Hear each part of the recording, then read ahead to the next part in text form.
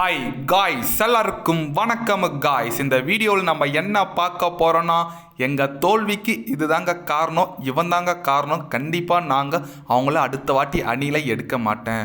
எங்கள் தோல்விக்கு காரணமான இவங்க இனிமேல் அணியில் இடம் கிடையாது. உண்மையாக சவுத் ஆஃப்ரிக்கா அணி பார்த்தா எனக்கு அச்சமாக தாங்க இருக்குது. அடுத்த போட்டியில் கண்டிப்பாக நாங்கள் கம்பேக் கொடுப்போம் அப்படின்னு சொல்லிட்டு சவுத் ஆஃப்ரிக்கா அணி எதிரான இரண்டாவது T20 போட்டி தோல்விக்கு அப்புறம் பார்த்தீங்கன்னா இந்திய அணியோட தலைமை பயிற்சியாளர் கௌதம் கம்பீர் மனமுடைந்து பேசியிருக்காரு. இனிமேல் அணியில் அவங்களுக்கு இடமே கிடையாது, தோல்விக்கும் சில பல காரணங்கள் கூறியிருக்காரு. அவர் என்ன பேசினார், ஏது பேசினார் சொல்லிட்டு வீடியோ டீட்டெயில்டாக பார்க்கலாம். அதுக்கு முன்னே நீங்கள் நம்ம சேனலுக்கு புதுசாக வந்திருந்தீங்கன்னா ஒரே ஒரு சப்ஸ்கிரைப் மட்டும் பண்ணிவிட்டு வாங்க, வீடியோக்குள்ளே போகலாம். ஆமாங்க, கௌதம் கம்பீர் அவர் என்ன சொன்னார் கேட்டிங்கன்னா, இந்த தோல்வி உண்மையாக என்னால் ஏற்றுக்கவே முடியலைங்க. இந்த பிச்சுக்கு இந்த ஸ்கோர் ஏற்ற ஸ்கோரு தான். ஆனால் இருந்தாலும் எங்கள் அணி பவுலர்கள் ரொம்ப ஒரு ஒஸ்டான பந்து வீச்சை பேசினாங்க.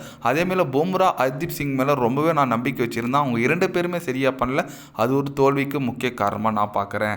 அதே போல் பேட்டிங், நாங்கள் தோக்குறத பற்றி எங்களுக்கு வருத்தம் இல்லைங்க. ஆனால் ரொம்ப 51 ரன் வித்தியாசத்தில் தோக்குறோன்னா எங்கள் நாட்டில் அது எனக்கு ரொம்ப கஷ்டமாக இருக்குது. உண்மையாக எங்கள் அணி வீரர்கள் பேட்டிங் ரொம்ப சொதப்பலாக இருக்குது. ஒன்று அபிஷேக் சர்மா இல்லை திலக் வர்மா, இவங்க ரெண்டு பேரும் அடித்தா மட்டும்தான் ஸ்கோர் போகுது. இதெல்லாம் வச்சு பார்க்கும்போது எனக்கு ரொம்ப கஷ்டமாக இருக்குங்க.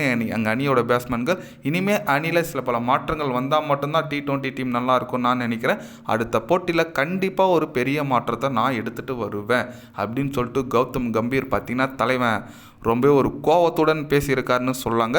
கரெக்டுங்க, அவர் சொன்னது சில பல சேஞ்சஸ் பேட்டிங்கில் பண்ணியே ஆகணும். கேப்டனாக இருக்கிற சூரியகுமார் யாதவ் ஃபார்மில் இல்லை, வைஸ் கேப்டனாக இருக்கிற நம்ம சுஷ்மன் கில்லும் ஃபார்மில் இல்லை T20 பொறுத்த வரைக்கும். ஏன்னா ரெண்டு பேருமே சரியாக விளையாட மாட்டுறாங்க. இதேமாரி போச்சுன்னா கண்டிப்பாக இந்திய அணியோட T20 நிலைமை என்ன ஆகும்னு தெரில. ஏன்னா அந்த மாதிரி தான் போயிட்டுருக்கு. ஆனால் டிகாக் சொல்லி அடித்தாருங்க. போட்டிக்கு முன்னே ஒரு பத்திரிகையாளர் சந்திப்பில் சொல்லியிருந்தார், நாங்கள் இந்த போட்டி கண்டிப்பாக வெற்றி பெறுவோம், என்னோடய பேட்டிங்கை நீங்கள் பாருங்கன்னு சொல்லிட்டு சொல்லி இந்த மேட்சில் 90 ரன் அடித்தாருங்க.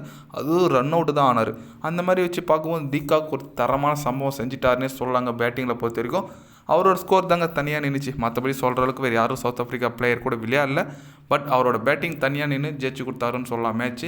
அதனால் கண்டிப்பாக இந்திய அணி யோசிக்க வேண்டிய நிறைய சுச்சுவேஷன் வந்துச்சுங்க. ஹர்தீப் சிங்கும் நல்ல பவுலர் தான், அவர் ரொம்ப சொதப்பிட்டார். பும்ரா ஃபார்ம்லே இல்லாத மாதிரி இருக்கார். பேட்டிங்கில் கில்லு, சூரியகுமார் யாதவ் என்ன தான் பண்ணுறாங்கன்னு எனக்கு ஒன்றுமே புரியல. ஓகே விடுங்க, சில பல சேஞ்சஸ். சஞ்சு சாம்சனுக்கு வாய்ப்பு கொடுக்கலாங்க, நல்ல ஓப்பனிங் ஆனார். அவர் அணியில் எடுக்க மாட்டுறாங்க என்னன்னு தெரில. அதனால் நிறைய பேர் இப்போ சஞ்சு சாம்சனை நோக்கி தான் பார்வை போயிட்டுருக்கு. பொறுத்து வந்து பார்க்கலாங்க. நீங்கள் சொல்லுங்கள், நம்ம இந்திய அணி எந்த மாதிரி ஒரு பெர்ஃபார்மன்ஸ் கொடுத்துருக்கு, இதை குறித்து உங்களோட கருத்து.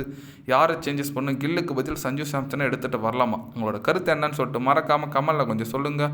இது போன்ற ஸ்போர்ட்ஸ் நியூஸை தெரிஞ்சுக்கணுன்னா சேனலை சப்ஸ்கிரைப் லைக் ஒன்று பண்ணிக்கோங்க. கண்டிப்பாக day by day channel update வரும்.